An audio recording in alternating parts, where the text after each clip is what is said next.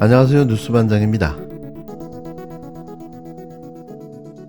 좋게 말해 박물관에 들어간 코끼리, 쉽게 말하면 박물관에 들어가 날뛰는 술에 취한 멧돼지라고 말하고 싶습니다. 나라를 매일같이 쑥대밭으로 만들고 있는 윤 대통령, 한 게 뭐가 있다고 또 여름 휴가를 가겠다고 나섰는데요. 윤 대통령은 휴가가 생각납니까? 그저 웃음만 나오는데요. 역대 그 어떤 대통령도 하지 못한 일들을 하고 있는 윤 대통령. 역사는 이렇게 기록할 겁니다. 밥값도 못하는 국가 지도자는 먹는 것과 노는 것에는 진심이었다고 말이죠. 추가로 술을 먹으면 고주망태, 인사불성이 돼 출근 시간도 제대로 지키지 못했다고 말입니다.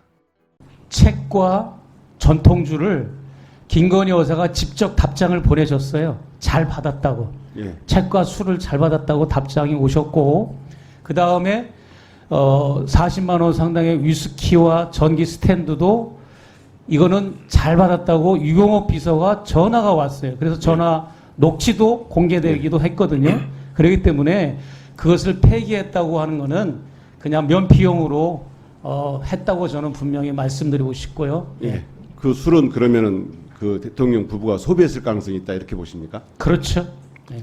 제가 그 윤석열 용산 대통령과 사법연수 동기고 술을 폭탄주 많이 드시는 걸 너무나 잘 알고 있습니다. 그 2014년에 TV조선에 그런 보도가 됐죠.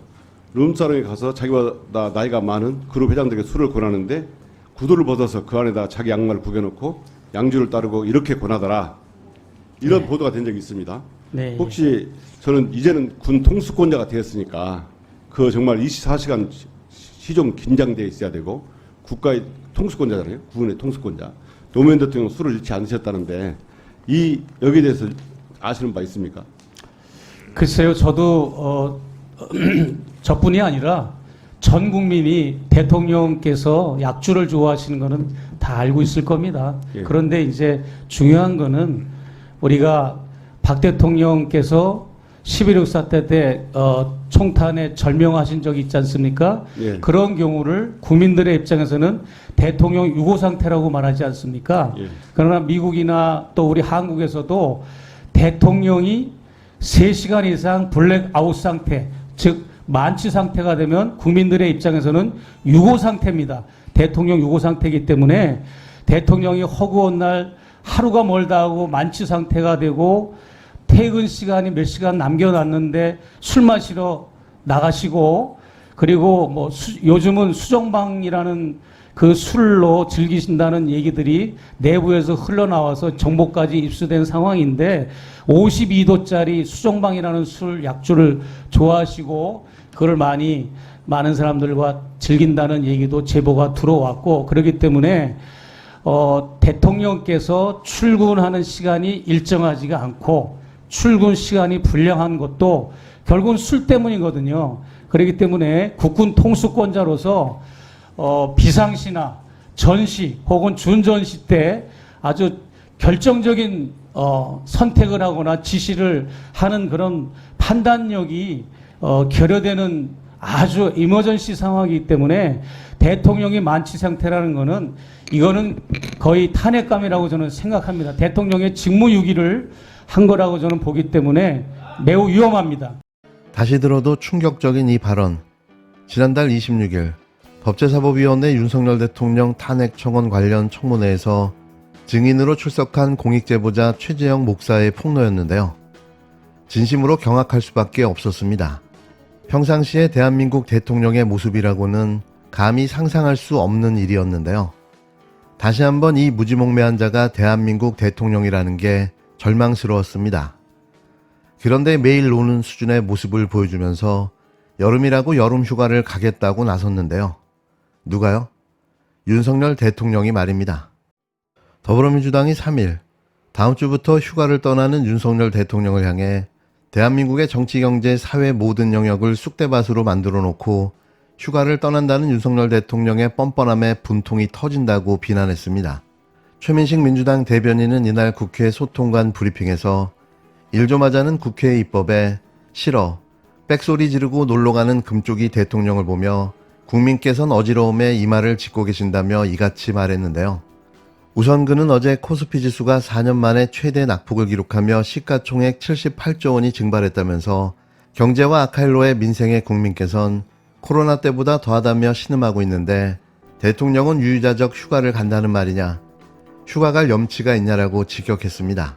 이어 김문수, 이진숙 등 상식이 있는 정부라면 공직 근처에도 오지 못할 패급 인사들이 등용되고 김건희 씨와 연루된 국정농단 세력이 국정을 주무르고 있다는 의혹은 점점 커지고 있다며 북한에서 오물풍선이 날아오고 수십 년간 구축된 첩보망은 하루 만에 괴멸되는 등 평화와 국가안보는 무너졌다고 쏘아붙였는데요.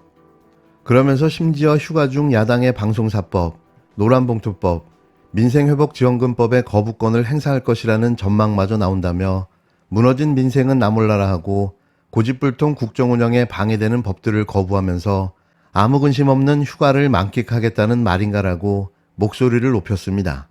그는 끝으로 매일이 아수라장 같은 현실에 국민이 절망하는데 대통령은 휴가 갈 생각을 하며 팔자 좋게 콧노래를 부르고 있냐라며 대한민국을 쑥대밭으로 만들고 룰루랄라 휴가를 떠나는 윤석열 대통령의 무책임한 뒷모습을 보며 국민의 분노는 더욱더 커질 것이라고 날을 세웠습니다. 한편 윤 대통령은 오는 5일부터 여름 휴가를 떠나는데요. 이번 휴가의 제목은 윤석열의 거부권 남발 여름 휴가가 될 듯합니다. 휴가 가서 안 돌아왔으면 좋겠는데요. 그게 가능할지는 모르겠지만 말이죠. 용산발 수사 외압 의혹이 다시 한번 전국을 흔들고 있습니다. 윤석열, 김건희 공동정권의 국정농단이 하나씩 드러날 때마다 국민들의 분노는 높아가고 있습니다. 하지만 국정농단을 벌인 세력들은 대통령실에 숨어 진실을 가리고 눈을 감고 있습니다.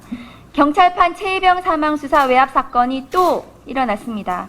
이번에도 용산, 대통령실이 그 중심입니다. 외압에 맞섰던 박정훈 대령은 백혜룡 경정으로 바뀌었고 임성근 구하기는 조병로 구하기로 바뀌었을 뿐입니다. 대통령의 경로는 용산이 알고 있는 일이 되어 외압으로 수사 내용이 바뀌는 판박이 국정농단이 또다시 밝혀지고 있는 것입니다. 원칙대로 멀쩡하게 수사하던 수사팀은 용산 한마디에 수사가 이첩되고 조병로 경무관의 요구대로 최종 브리핑에서는 세관의 마약 사건 연루 의혹이 삭제됐습니다. 바로 어제 공수처에 출석하면서 남긴 백혜룡 경정의 한마디가 큰 울림으로 다가옵니다. 손바닥으로 하늘을 가릴 수 없다. 이장패천, 윤석열 정권은 디올백으로도 하늘을 가리지 못할 것이라는 게 국민의 뜻입니다. 3년은 너무 길다는 국민들의 분노 임계치가 넘어가고 있음을 윤석열 대통령은 반드시 명심하기 바랍니다. 윤석열 정권에게 국민에게 위임받은 권력을 계속해서 반헌법적, 반민주적으로 행사한다면 국민적 저항에 직면할 수밖에 없다는 사실을 분명하게 경고합니다. 외압과 실력 행사로 민주적 질서를 유린하는 용산 정권, 법이 정한 절차대로 당당하게 일한 백혜룡 경정과 그리고 박정훈 대령의 모습이 대비됩니다. 용산의 수사 외압을 폭로한 현직 경찰관의 진술과 녹취가 나왔지만 윤석열 정권에서 과연 이 사안을 제대로 규명할 수 있을지 많은 국민들이 걱정이 날로 커지고 있습니다. 조국 혁신당 3년은 너무 길다 특위는 윤석열 정권의 무도하고 무법적인 수사 외압, 인사청탁 의혹에 맞서 윤석열 김건희 쌍특검법을 포함해 국민 앞에 국정농단의 실체적 진실을 명명백백히 밝히는 데 앞장서겠습니다.